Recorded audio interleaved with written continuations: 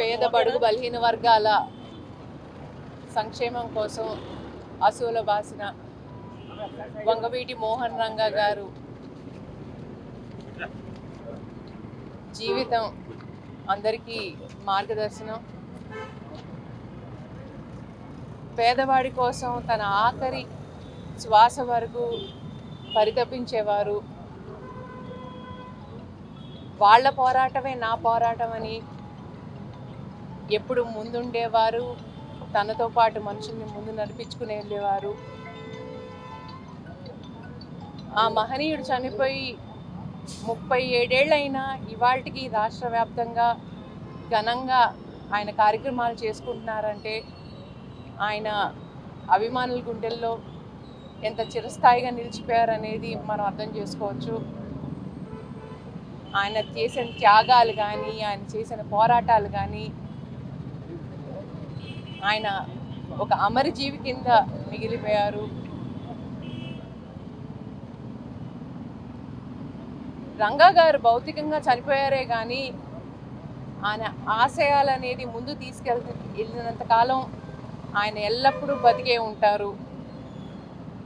ప్రతి పేదవాడి పోరాటంలోనూ, అణగాని వర్గాల హక్కుల కోసం పోరాటంలోనూ ఒక రంగా ఎప్పుడు బతికే ఉంటాడు. అది గుర్తుంచుకోండి.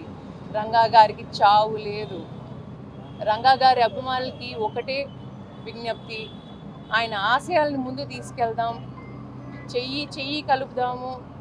మనం ముందుకు వెళ్ళినంతసేపు, కలిసి ముందుకెళ్ళినంతసేపు ఆయనకి చావు లేదు. ఆయన ఎప్పుడు అమరుడుగా ఉంటారు.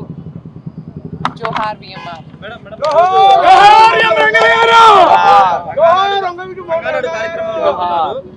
ఏమన్నా ప్రకటన ఏమైనా ఉండే అవకాశం ఉందా మీ భవిష్యత్తుకు సంబంధించి? ఇవాళ రంగానాడు అనేది ఆయనకి సంబంధించిన ప్రోగ్రామ్ అండి. దానికి ఏ ప్రకటన లేదు, ఎలాంటి పొలిటికల్ ఎజెండా లేదు. రంగా గారి అభిమానులు ప్రతి కులంలోనూ ప్రతి మతంలోనూ ఉన్నారు. అందరూ వస్తున్నారు. రంగా గారి మీద అభిమానం కొద్దీ రంగనాడుకు వస్తున్నారు. అలాంటిది ఏ పార్టీకి సంబంధం లేదు. నేను ఏ పార్టీలోకి వెళ్ళట్లే, ఎలాంటి అనౌన్స్మెంట్ చేయట్లేదు. ఎందుకు వస్తాయి మేడం స్పెక్యులేషన్స్? మీరు పార్టీకి వెళ్తున్నారు, రకరకాల ప్రచారాలు ఎందుకు వస్తున్నారు? సోషల్ మీడియాని అస్త్రంగా చేసుకుని కొంతమంది ఓర్చుకోలేని వాళ్ళు పుట్టించిన పుకార్లండి. అంతేగాని ఏం లేదు. నేను ఏ రాజకీయ లబ్ధి కోసమో లేకపోతే ధన మోహంతోనో ఏ వర్గాన్ని విడదీయటానికో నేను రావట్లేదు.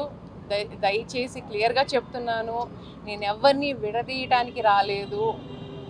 చెయ్యి కలపడానికి వచ్చాను. రంగా గారి ఆశయము ముందు తీసుకెళ్ళటానికి, రంగా గారి వెన్ను రాధారంగా మిత్రమండలి దాన్ని నిలబెట్టడానికి వచ్చాను. అంతేగాని నేను ఎలాంటి వర్గ పోరాటాల కోసం రాలేదు.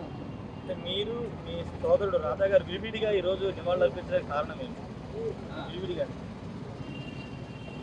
రంగా గారి కార్యక్రమాలు చాలా ఉన్నాయండి. దానికి ఆయన ఒక్కళ్ళే సరిపోరు. దానికోసం నేను కూడా నా వంతు నేను చేస్తున్నాను. ఆయన కార్యక్రమాల్లో ఆల్రెడీ ప్రీఫిక్స్డ్ ఉన్నాయి, కొన్ని విగ్రహాలు ఓపెనింగ్లు ఉన్నాయి, అన్నీ ఉన్నాయి. నాది రంగానాడు ప్రీఫిక్స్డ్ ఉంది కాబట్టి ఆయన కార్యక్రమం ఆయన చేసుకుంటున్నారు, నా కార్యక్రమం నేను చేసుకుంటున్నాను. అదే ఆయన కార్యక్రమం కనుక ముందే అయిపోతే ఆయన కూడా తప్పకుండా వస్తారు రంగనాడికి.